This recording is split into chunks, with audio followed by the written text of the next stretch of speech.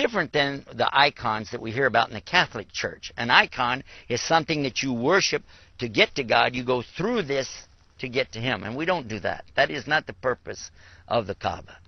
It's a place for us to direct our devotion, as in lining up, as in being in organized lines, but the heart is directly worshiping Allah without going through a box or through anybody.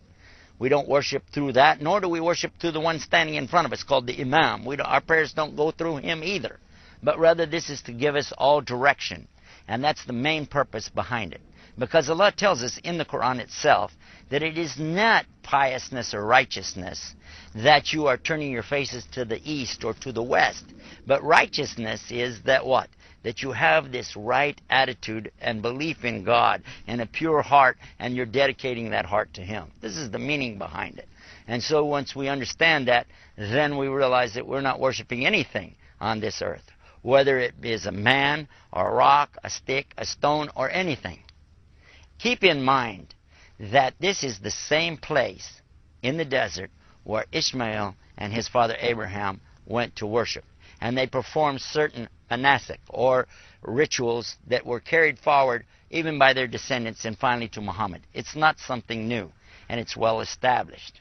And by the way, there's also a story amongst the Israeliyat, which means the stories from Israel, previous generations, talking about that when Adam and Eve first were put out of the Jannah, or the paradise, that this is the place where Adam went to make his prostration. This is where Adam went to put his head down on the ground and ask for forgiveness for having eaten the fruit.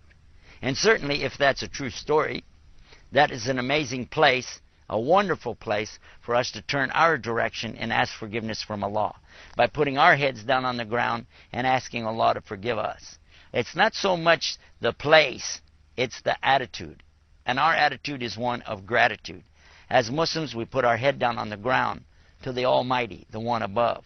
And in this position, with the head on the ground, lowering ourselves in front of Him, then we have done the most amazing thing. The human being who considers himself so proud and arrogant lowers himself before the Lord of the worlds, puts his head on the ground and asks Him, "Oh God, forgive me. Forgive me and have mercy on me." So this really gives us a chance to understand the marker, the place where we all face. We don't worship that, but we worship the God that created that and everything else. And we line up all together, uniting our hearts and our worship, and we all face the same direction wherever we are in the world. And this is something amazing that you only find in Islam. Because once a year, every year, the Muslims gather at this place, the Kaaba, in Mecca, to worship the Rabbil Alameen, the Lord of the worlds.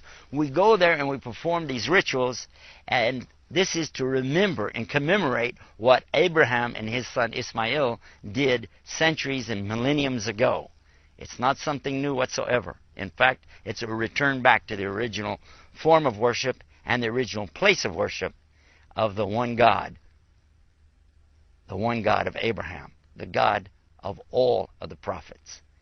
Once I presented this to the gentleman there in Canada, he was amazed, he was astounded, and he was looking at me like, I didn't know that. I didn't realize this. Then he turns and he says to me, you know what? This makes sense.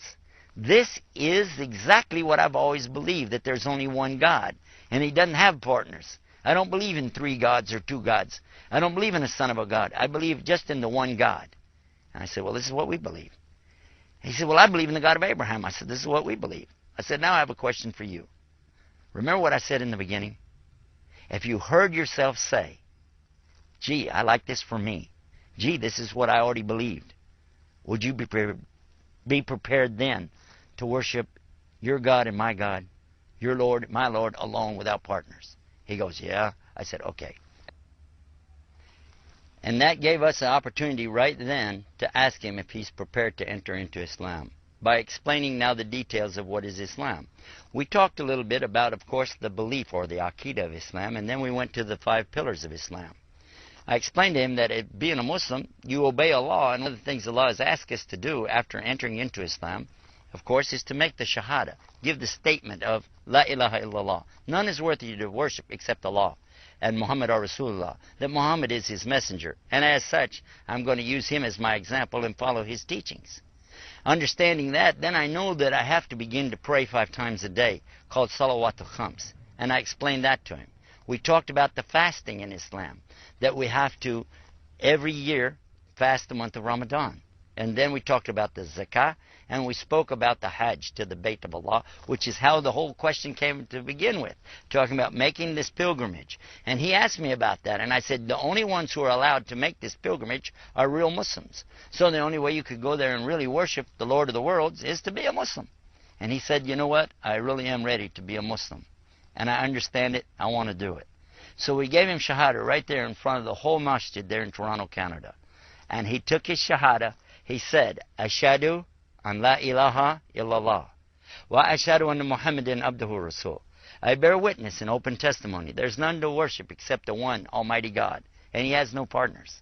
And I bear witness in open testimony to the prophethood of all the prophets, starting with Adam and going to Muhammad.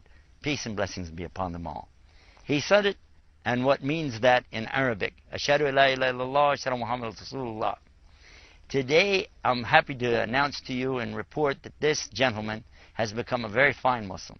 He married one of our Muslim sisters from Somalia, and together they're living a very good life as Muslims in Canada, helping other people to do what we're trying to do with our series right here, and that's to clear up these misconceptions and lift the fog that's been promoted out here about what is Islam and who are the Muslims. That's what our series is about. We'll hope you'll be back for more of this right here on Huda TV. This is something important for all Muslims to realize. It's our obligation, it's our responsibility to lift the fog and let people see the real Islam on real, easy, simple terms. This is your host, Yusuf Estes, and it's my pleasure and privilege to be with all of you on these subjects. We've got a lot more right here on Huda TV. Stay tuned for more right here. Until next time, Assalamu alaikum wa rahmatullahi wa barakatuh.